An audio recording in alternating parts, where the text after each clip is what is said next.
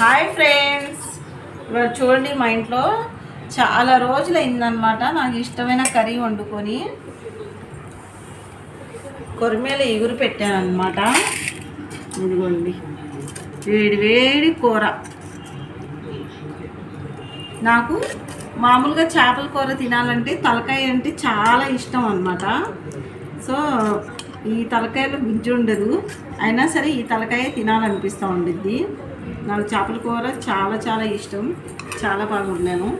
ఇది ఇగురు పెడితే చాలా బాగుంటుంది. నేను కొంచెం లూజ్గా చేశాను అనమాట. ఇది తినే లోపల కూడా నోట్ల నుంచి నీళ్ళు బాగా కాటుని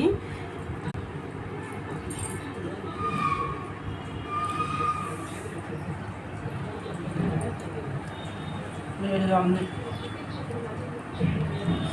చాలా బాగుంది.